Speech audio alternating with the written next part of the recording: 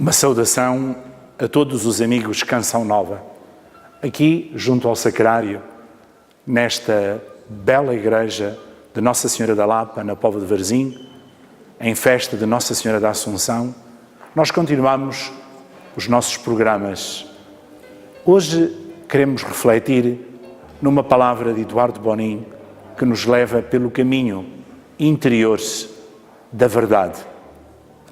Ele ensinou-nos: fazer o bem não está mal, sempre e quando esse bem for sincero e não revista a hipocrisia nem a necessidade de parecer bem por compromisso. No mundo de hoje é tão importante a aparência, a maquilhagem, a forma como se apresenta o produto. Há mesmo a técnica do marketing, de tornar aquilo que tem menos valores apetecível, vendível. E muitas vezes esta mentalidade do parecer, mais do que o ser, apega-se à nossa vida e começamos a ser também figuras que representam no palco da vida. Uma cultura mediática, uma cultura da sensação, uma cultura do êxito, uma cultura da imagem pode levar a nossa vida a esses parâmetros de menos coerência. E até podemos fazer o bem, obras boas, para parecer bem e revestirmos-nos de atitudes de quem quer ser na comunidade, na sociedade, até na igreja, até no movimento, pessoa marcada pela capacidade da doação. Queremos purificar a retidão da nossa consciência. Queremos crescer na gratuidade. Queremos todos os dias fazer a experiência do voluntariado. Faz muito bem fazer a sementeira da doação da vida no anonimato. Faz muito bem não sermos conhecidos naquilo que fazemos.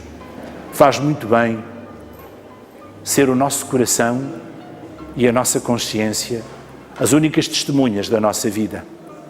Queremos crescer nesta verdade transparente e autêntica. Como será possível testemunharmos como cristãos para que os outros vejam, nos apreciem e digam bem de nós? Faz parte da metodologia do movimento o testemunho de vida. É evidente que no mundo onde há tão más notícias, é importante que apareça a boa notícia. Mas não para ser vista, aplaudida e fazer sensação, protagonismo e vedetismo. Ser o testemunho autêntico e transparente da vida gratuita de alguém. Queremos que os testemunhos que na nossa vida acontecem sejam marcados por esta autenticidade.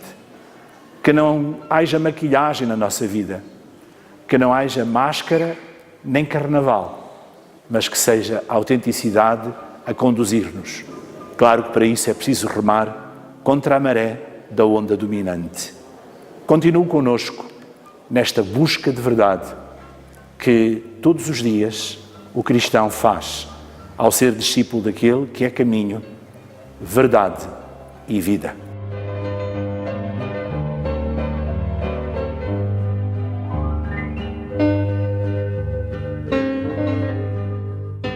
Aqui estamos nós mais uma vez em Decoloras, este programa que pouco a pouco, de forma muito simples, mas muito intensa, nos vai ajudando a perceber esta riqueza, este movimento e a particularidade própria deste movimento e dos seus três tempos. Se num primeiro momento estivemos a estudar com muita calma o pré-cursilho, nós estamos desde o programa passado a ver pouco a pouco, mas com profundidade, o que é o cursilho de cristandade. E nós hoje eu vou começar aqui no nosso programa com uma provocância, uma provocação. É que no passado programa nós falámos sobre a metodologia e o Sr. Dom Francisco disse-nos que mais do que uma metodologia há uma vivência. Antes de avançarmos no programa, quero saudar o Sr. Dom Francisco, agradecer-lhe a sua presença e fazer-lhe um convite a irmos ouvir o que é que o nosso Ideias Fundamentais diz nas suas páginas 114 até à 116 sobre os elementos metodológicos, ou seja, sobre a forma de vivermos e convivermos na graça. Vamos então escutar. Um dos elementos fundamentais, como acabámos de ouvir, é de facto a forma, a proclamação. O que é que se proclama num cursilho de cristandade e a forma como se proclama. Está muito bem explicado no nosso Ideias Fundamentais, a partir da página 114 até à página 116. Se tem o seu Ideias Fundamentais ao pé de si, por favor, abra, para podermos seguir todos esta leitura. Então, em relação à proclamação, na página 114, diz que a proclamação é querigmática, é testemunhal. Número 216 diz o seguinte: a proclamação no cursilho é querigmática, jubilosa, testemunhal, com convicção e esperança. É uma verdade operante, dinâmica, que se vive ou se procura viver esforçadamente. Não é feita por profissionais. É preciso gravar isto. Não é feito por profissionais, mas por aqueles que sentiram a chamada do Senhor Jesus e que o querem seguir. Ou seja, sendo querigmática, ela é centrada no fundamental. E diz aí no número 217, não se trata de apresentar toda a doutrina, mas de expor o essencial para provocar o encontro pessoal com Cristo. Deve ter uma sólida base doutrinal. Portanto, ainda que seja essencial a apresentação vivencial, é fundamental a solidez doutrinal. A proclamação é a expressão da doutrina e do testemunho. E como é que acontece? Acontece através de rolhos. Todos eles, diz aí no número 219, a linha A, estão encadeados logicamente, como peças necessárias para a engrenagem do cursilho. Depois, tem um caráter interpelativo. Cada rolho pretende conseguir uma resposta, pois cada um deles, cada rolho, é um apelo à conversão. E devem ser facilmente entendíveis, numa linguagem compreensível, pelas pessoas concretas de cada tempo, pelo momento em que se vive e, naturalmente, para as pessoas que ali estão.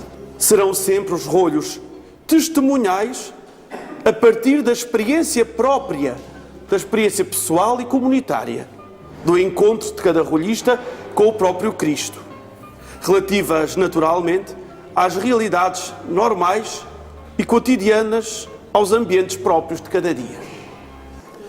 Não feche o seu Ideias Fundamentais. Vamos então agora, com a ajuda do Sr. Dom Francisco, perceber o que é o querigma e o que é que significa falarmos na dimensão querigmática do movimento dos cursilhos de cristandade. Sr. Dom Francisco, a proclamação, diz o Ideias Fundamentais, e como nós todos acabámos de escutar, a proclamação desenvolve-se a partir de quatro pilares, não é? A proclamação querigmática, a centralidade no fundamental, a solidez na base doutrinal e tudo isto através de rolhos. Ora bem, então, pedia-lhe que assim de uma forma sucinta, mas de uma forma como é própria, nos ajude a perceber o que é o querigma. Proclamação querigmática, o que é que o movimento quer dizer com isto?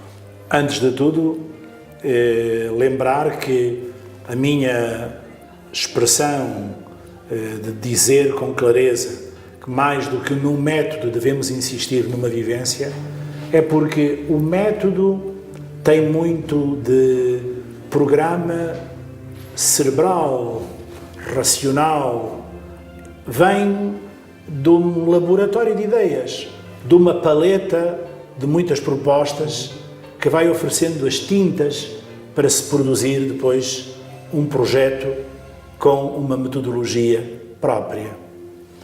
Eu não gostaria de que alguém ficasse a pensar que os cursos de cristandade são uma didática com uma base humana, uma espécie de estratégia, com uma metodologia, assim a partir da capacidade de um homem convencer outro homem. Os cursos de cristandade são de facto uma vivência com Cristo e uma convivência entre nós nesse Cristo. Ser amado por Ele, experimentar o amor dele, fazer o encontro com esse amor na profundidade da nossa vida e, portanto, fazendo muitas vezes um encontro connosco próprios, na nossa própria circunstância de pecadores, e depois amar com o amor com que somos amados os outros. Amar os outros com o amor com que somos amados, com o amor de Cristo. Isso é a graça santificante, o amor de Cristo em nós. O amor de Cristo em nós é o amor da Trindade, o amor do Pai, do Filho e do Espírito Santo. E, ao mesmo tempo, amar os outros com o amor com que somos amados é a vida em graça. Ora, estamos perante uma questão muito concreta. Como transmitir este Cristo? Como fazer o encontro com este Cristo? Como tornar Cristo vivo e presente no meio de nós? Ali no caso concreto de um cursilho. Através daquilo que Ele é. A palavra do Pai feita homem, encarnado na história dos homens. Agora, essa palavra de Deus vai encarnar em nós que estamos ali. Vamos ser nós que a vamos viver e conviver. Vai-se fazer vida da nossa vida. Vai-nos habitar. Nós vamos ser templos dessa palavra viva, templos de Cristo, templos do amor de Deus. Afinal, vamos viver o grande dom de Deus, que é a graça de Deus. Claro que este encontro com o Senhor é feito naquilo que de mais essencial Ele anunciou. O fundamental do anúncio cristão é o querigma. Podíamos dizer que é aquilo que todos os domingos, na fórmula litúrgica do credo, proclamamos. O credo traduz para uma fórmula litúrgica que pode ser cantada, recitada por uma multidão, o símbolo dos apóstolos. Jesus entregou a sua palavra aos apóstolos. Os apóstolos foram pelo mundo e anunciaram Cristo, o fundamental cristão, e esse fundamental cristão é o querigma. Nós podíamos falar de tantas coisas. A devoção à Nossa Senhora do Carmo e ao escapulário é um tema da espiritualidade cristã, com séculos e séculos de história. Podíamos falar das almas do purgatório, a necessidade de rezar pelas almas do purgatório. Podíamos conversar, da realidade da comunhão dos santos, em que a devoção aos santos é correta, porque eles intercedem por nós junto de Deus. Podíamos olhar para eles enquanto modelos de vida. Podíamos refletir na espiritualidade aos anjos, ao anjo da guarda, mas esse não é o fundamental cristão.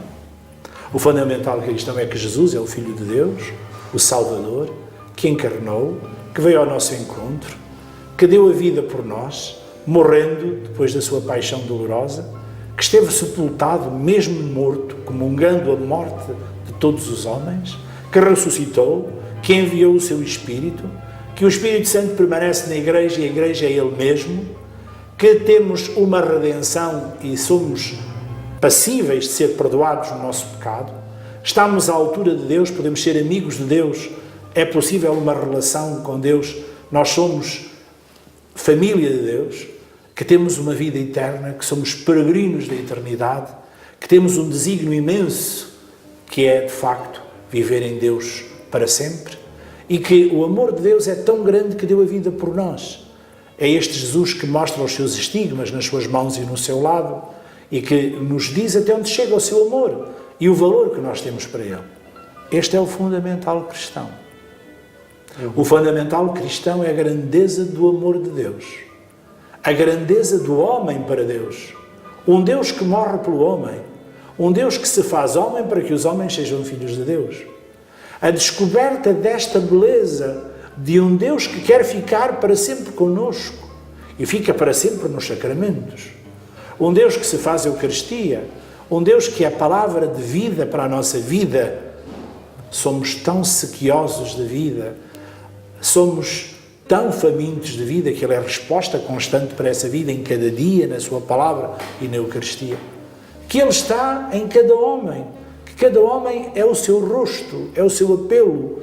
Nos sinais dos tempos, Ele está presente e vivo, nos grandes sofrimentos da humanidade. Este fundamental cristão é anunciado no Cursilho de Cristandade.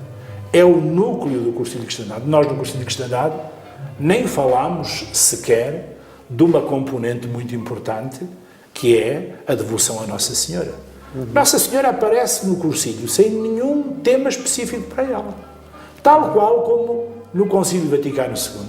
O Concílio Vaticano II apresenta a Nossa Senhora na sua Constituição Dogmática Lumen Gentium como uma das discípulas de Jesus, a mãe de Jesus, a quem Jesus entregou a sua Igreja e a humanidade, a mãe da Igreja, a mãe de todos os homens, e que, sendo primeira discípula, é modelo de todos os discípulos. Primeiro na sua adesão, no seu silêncio, sim a Deus, um sim silencioso no cumprimento de todos os dias da sua vontade, e depois, em qualidade, uma radicalidade total. Ela amou para lá do fim, porque amou até à vida eterna. Ela ama Deus eternamente, na glória da sua realeza como rainha dos homens e dos anjos. Para lá do fim, para lá da morte, na Páscoa da sua Assunção. Estamos, portanto, assim também com Maria no seio de um cursilho de cristandade. Ela aparece naturalmente como modelo de todos os discípulos, mas ela é modelo de todos os discípulos e ela viveu o fundamental cristão, ela viveu o querigma. Mas o Sr. Dom Francisco apresentou-nos aí de forma tão bonita e tão certa e séria qual é o fundamental cristão. No fundo, o que é que num cursilho se deve anunciar? Isto faz-me pensar, também a partir daqui ter uma base sólida doutrinal, não será exigir muito aos leigos e aos sacerdotes que vão dar esse testemunho, vão passar essa que é a doutrina de Jesus Cristo, a doutrina da Igreja sobre Jesus Cristo, ou seja, é a própria pessoa de Cristo. Não será pedir aos leigos e aos sacerdotes, digamos, um conhecimento demasiado sério, demasiado firme? Eu penso que aqueles homens e mulheres que estão dentro de um cursilho de cristandade são cristãos. Não são pessoas que se autocontemplam. Não são pessoas narcisistas que olham para si e que veem o seu rosto no espelho das águas interiores e dizem, como Narciso, que belo eu sou, e vão para ali demonstrar as suas perícias e as suas capacidades. Eu acredito que os dirigentes dos cursilhos de cristandade são pessoas que anunciam Cristo, que vão falar do seu grande amor, da sua descoberta, e que fazem o anúncio de Cristo da única maneira possível. É a Igreja. No fundo, o querigma, onde é que o encontramos? Nos apóstolos. Claro. É o símbolo dos apóstolos. Aonde ficou o querigma depositado? Nos apóstolos, que o anunciaram, que o proclamaram, que o testemunharam com a sua vida até ao martírio. E onde é que isso está consignado? Na experiência das primeiras comunidades apostólicas, que se revêem nos escritos neotestamentários. Nós não podemos esquecer que os escritos neotestamentários, a maior parte deles se situam já nos anos 60. São poucos os do início da década de 50 e fim de 40. Ou seja, são escritos de uma igreja que já vivia a perseguição. A primeira perseguição, onde Estevão foi lapidado, as perseguições dos anos 60 de Nero em Roma, 64 a cidade é queimada, 67 é a decapitação de Paulo de Tarso, 69 a crucifixão de Cristo. Os próprios evangelhos sinóticos são anunciados no ambiente de uma igreja perseguida. E esta igreja revê-se, reencontra-se no querigma e aí vai buscar a sua força. Eu não estou a ver ninguém num curso de cristandade que não esteja nesta dinâmica. Se estiver numa dinâmica narcisista, pois que não vá ao cursinho, não deve ir, não está preparado, porque está a falar de si, não está a falar de Cristo, está-se a anunciar, não está a anunciar Cristo. Naquela expressão, não somos de Apolo, não somos de Paulo, somos de Cristo. Gostava também de rever uma situação e de a tornar aqui presente. Evidentemente que quem vai a um curso de cristandade é uma pessoa que estuda. Não um estudo árido, neste sentido de conhecimento metodológico para satisfazer a sua curiosidade, não é? Colher informações, mas um estudo formativo, em que eu me formo na minha personalidade como cristão. Não informativo apenas, mas formativo. Uma personalidade cristã. Gostava também de referir um aspecto muito importante. É que somos todos pessoas diferentes. Isto não significa que eu não tenha a minha criatividade, que eu não tenha o meu modo de anunciar, que eu não tenha aspectos muito sui generis. Pelo contrário. Agora, o essencial do que eu anuncio tem que ser isto. Nem quer dizer sequer que eu não elucido com testemunhos da minha vida. Bem pelo contrário. É importante que eu mostre como vivo isto. E até porventura, às vezes, com muita humildade, como eu ainda não vivo isto, mas desejo viver. Agora, o que não pode acontecer é que nos cursilhos de cristandade alguma pessoa, porventura, vá falar de aspectos periféricos. Não vamos lá, de facto, falar da devoção ao anjo da guarda, das benditas almas do purgatório, não vamos lá falar da importância da medalha milagrosa, das devoções privadas e particulares e das aparições, mesmo que sejam, enfim, muito caras à Igreja, porque o querigma é apostólico. É a fé da Igreja de sempre que nós anunciamos. Num olhar muito de Paulo de Tarso, o missionário das gentes, do grande teólogo da Igreja primitiva, João Evangelista. A teologia do movimento dos cursos de cristandade é cristocêntrica, paulina e com uma grande dimensão da proclamação de São João. Sobretudo no Evangelho de João, muito rezado pelos iniciadores do movimento, ali a união com o Senhor, o ser com o Senhor, o pertencermos ao Senhor. Ele é a cepa, nós somos a videira, sem Ele nada somos. O corpo místico de Paulo, na catequese de Paulo, que se encontra com a videira e os ramos, os sarmentos de João, este ser em Cristo e este Cristo ser em nós, a inabitação de Cristo na nossa alma. Quer dizer que as leituras da missa do último dia, as leituras da missa da unidade, vão ser o resumo, digamos assim, vão centrar a mensagem e a vivência dos 3 dias. Padre Ricardo, é isso e, se quisermos, muito mais. As leituras do último dia da missa celebrada dentro do cursilho, chamada Missa da Unidade, são a teologia bíblica do cursilho. Há uma teologia bíblica que está presente em todos os rolhos. São aquelas 3 leituras e aquele salmo. Segundo ouvi a Eduardo Bonin, esses textos foram muitas vezes meditados pela comunidade nascente do movimento primordial, a primeira comunidade, no seguinte contexto.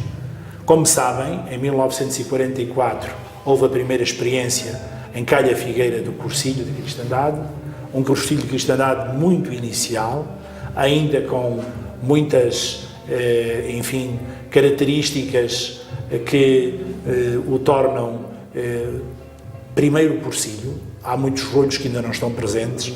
Como tudo, o movimento não nasceu feito. Eduardo Bonin foi-o aperfeiçoando com a ajuda de um sacerdote que em 1949 lhe foi dado, Sebastião Gaiá, que sobretudo trabalhou ao lado dele e com ele e seguindo as orientações e as sugestões dele. Deve-se muito a Sebastião Gaiá o livrinho de orações Guia do Peregrino. O verdadeiro teólogo do movimento, naquilo que me é dado conhecer pela história, que tenho procurado com critério aprofundar, o verdadeiro teólogo é Dom Juan Capó, que é o autor, efetivamente, dos rolhos místicos que os sacerdotes dão. E a pessoa que faz o discernimento e que vê que está ali a mão de Deus, um carisma fundacional, é Monsenhor Hervás, o bispo de Palma de Maiorca. Era exatamente ao bispo que lhe competia fazer o discernimento.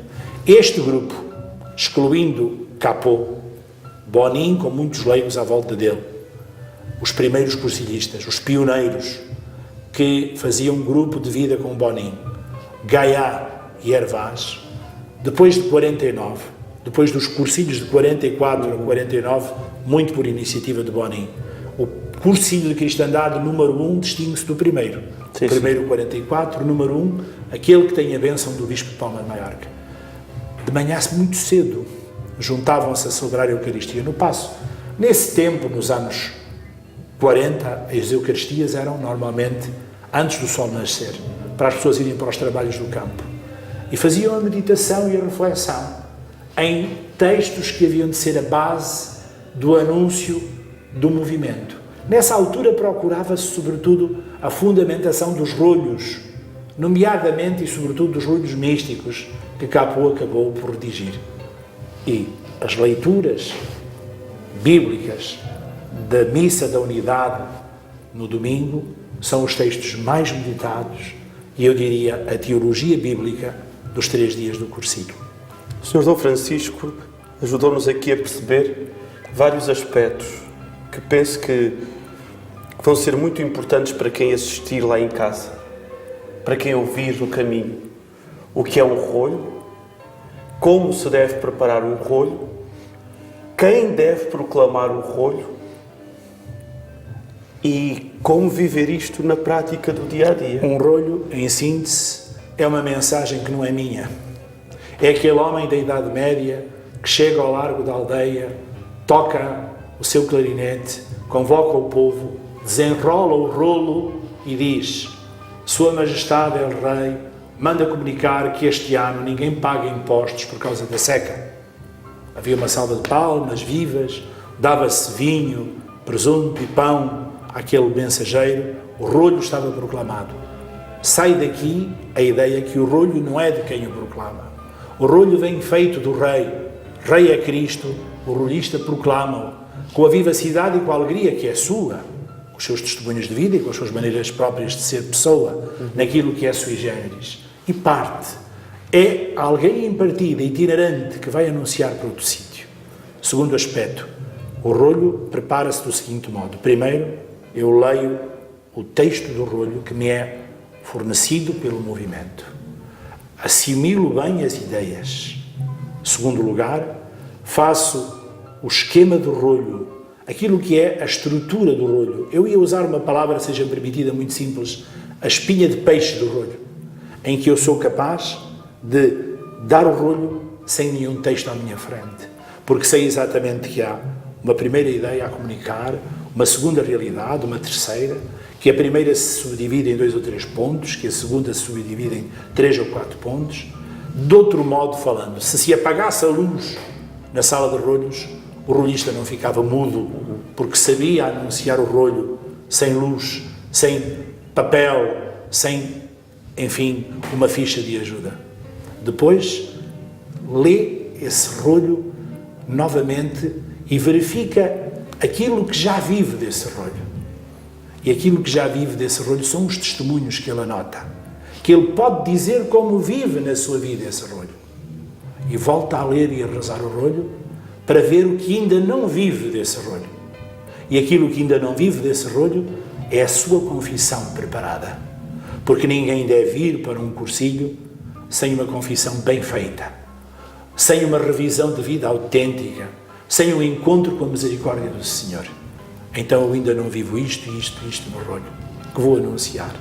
E vai-lhe dar a humildade de ir como quem serve, de ir descalço, de descalçar os sapatos ou as sandálias antes de proclamar o rolho, porque para além de tudo vai entrar na vida das pessoas.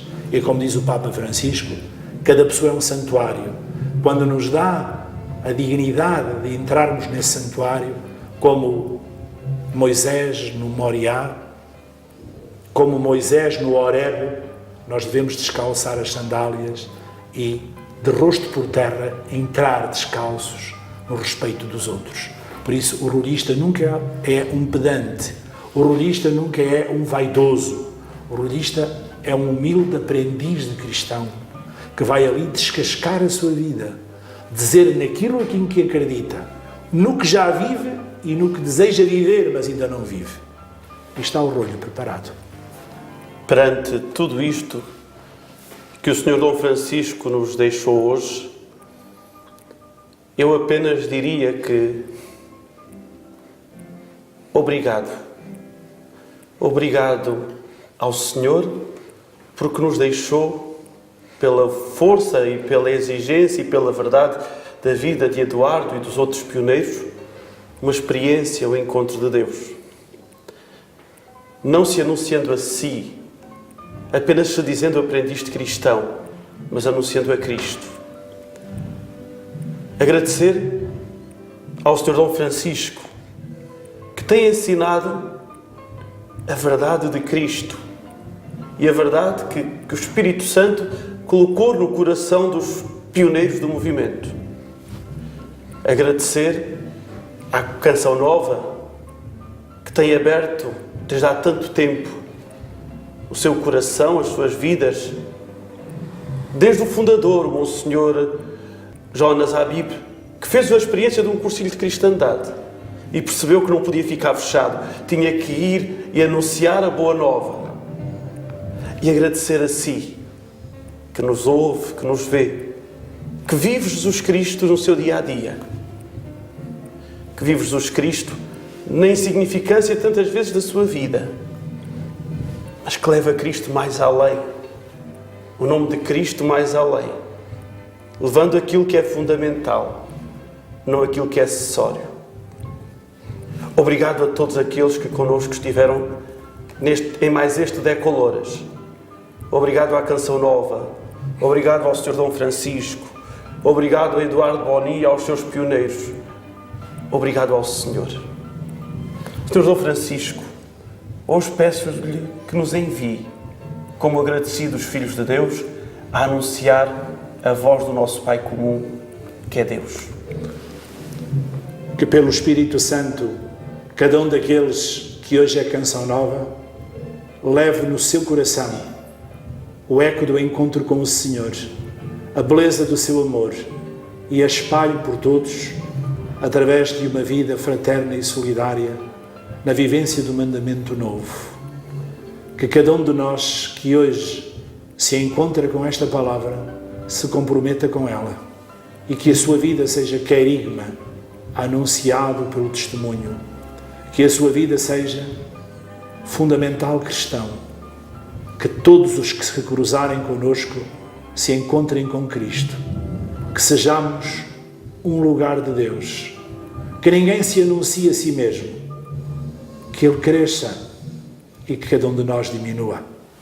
Em nome do Pai, e do Filho, e do Espírito Santo. Amém. Decoloras.